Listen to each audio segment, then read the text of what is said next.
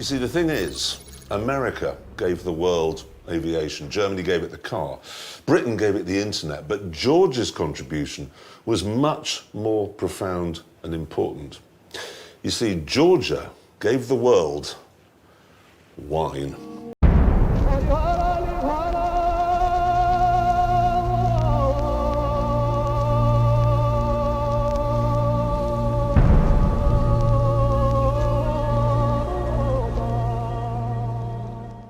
Canadian archaeologists are among a group of researchers who have discovered what they believe is the world's oldest wine.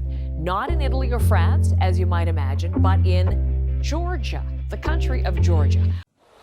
Archaeologists at work at a dig in Imeri, southeastern Georgia. The scientists believe that the site contains artifacts that could once and for all prove that Georgia is the oldest wine-producing country in the world. We have a number of vessels that we have sent off for testing for residue analysis, and they have found the chemical markers for wine. That has been done by Patrick McGovern.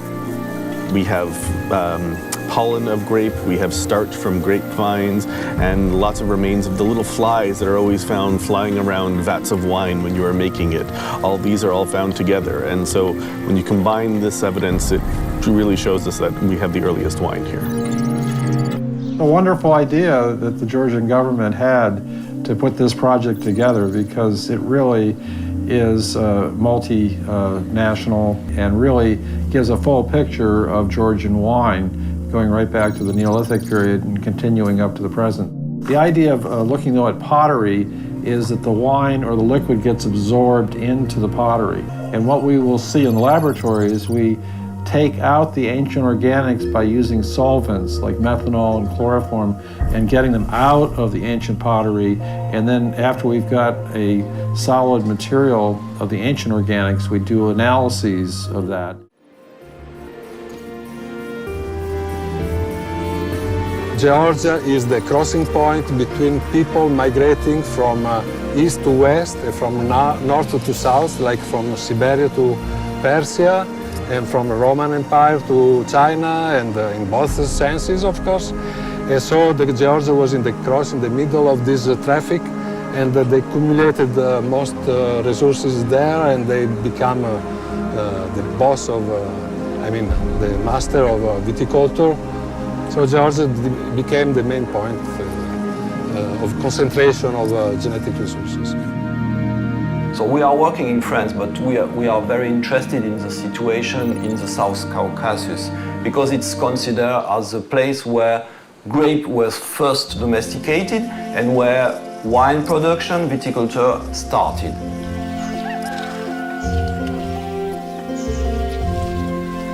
I think that really Georgia is the oldest place where grapes was domesticated. For me, domestication really means the birth of grape cultivation and winemaking. We really believe that grapes comes from Georgia. The main object of this project were the safeguarding, the conservation and the identification of the native Georgian varieties. The native Georgia varieties are so important, not just for Georgia, but also for the world viticulture, because, as we know, Georgia is a cradle of viticulture. In Western Europe, we started to be viticulturists 5,000 years later.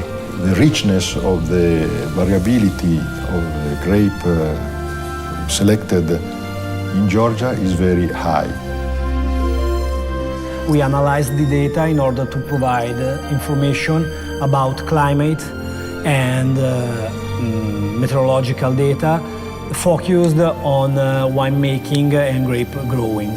We get the idea that Georgia is very similar to very important premium viticultural areas of France and Italy. Since 8,000 years ago, by the analysis we made, the climate was always suitable for grape growing.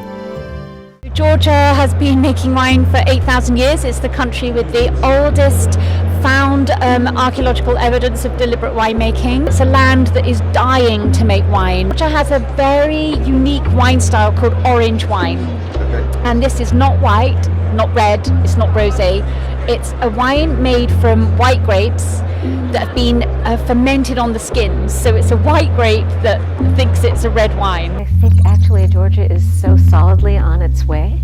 And I was thinking today what other country that has tried to enter the market post-Soviet era has had the success of Georgia? No one. Even Hungary hasn't.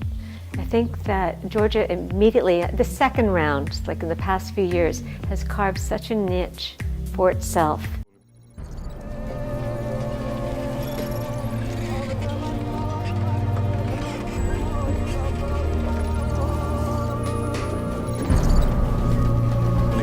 To the early Bronze Age with the Kuraks, it does seem to be an integral part of their culture. The number of small drinking cups that there are, the fact that we're finding wine in graves found buried with the bodies suggests that it has an important symbol, something that they want to take with them into the afterlife, or part of the celebrations that happen with the funerals.